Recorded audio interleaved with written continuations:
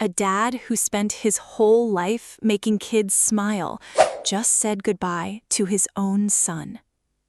If you have a little kid at home, you know who Danny Go is. The guy is a human burst of sunshine. He dances, he sings, he makes millions of children laugh every single week. But on May 22nd, 2026, Daniel Coleman, the man behind Danny Go, posted something that stopped the entire internet cold.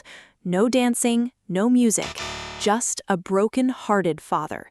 Today, we're talking about Isaac Coleman, a 14-year-old boy who fought harder than most adults ever will.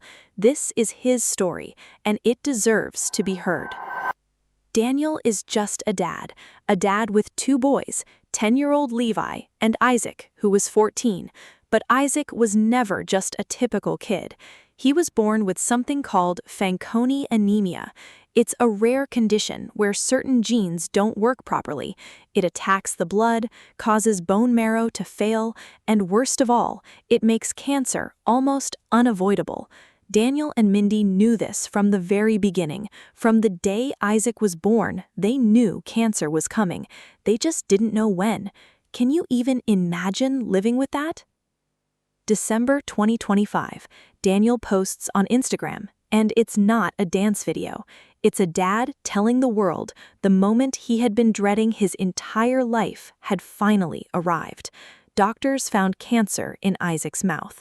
His son was just 14 years old. Daniel wrote that he and Mindy always knew this day was coming, but knowing something is coming and actually living it, those are two completely different things. He called it, quote, such a shocking thing to hear about your child, even if you've braced for it years.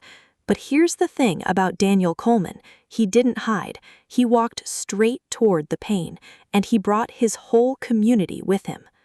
Quick question, drop a blue in the comments if you've ever tried to prepare yourself for terrible news and it still knocked you completely off your feet when it hit, because that is exactly where this family lived for 14 years.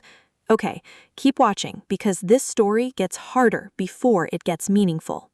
January 2026, Isaac goes in for surgery, and what the doctors found was worse than the scans showed. The cancer had spread further than anyone expected, like a fire that looks small from outside, but the moment you open the door, the whole room is already burning. Doctors removed teeth, they cut away tissue from inside his mouth, then they took skin from his leg just to rebuild what the cancer destroyed. This is a 14-year-old kid we are talking about. And here's where Fanconi anemia becomes truly cruel. The normal cancer treatments most kids receive? Off the table. Isaac's body couldn't handle them. Doctors were fighting a house fire with one hand tied behind their back. But this family still pushed forward. And then February came, and Daniel made one decision that told us everything about where things really stood. Daniel gets on his Danny Go Facebook page, millions of fans waiting for tour dates, waiting for something exciting. Instead, he canceled everything, the entire 2026 tour, gone. You don't cancel a whole tour unless things are really, really serious. Daniel knew something in February he wasn't ready to say out loud yet. And I think deep down, he already knew how this story was going to end. April 2026, Daniel posts again, and this time there's no "we're fighting back." He tells his followers the cancer has continued to spread, aggressively. A large mass had grown under Isaac's right eye. His energy had dropped so low that getting through a single day was exhausting. Then Daniel says 5 words no parent should ever have to say. They had shifted to a comfort-focused approach. That means they stopped trying to cure him.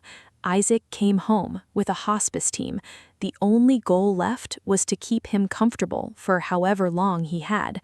What hit me hardest, when Isaac turned 13 in 2024, Daniel wrote, "If you had asked us when he was born if he would make it to 13, in our hearts we probably would have said no, but he's still going strong."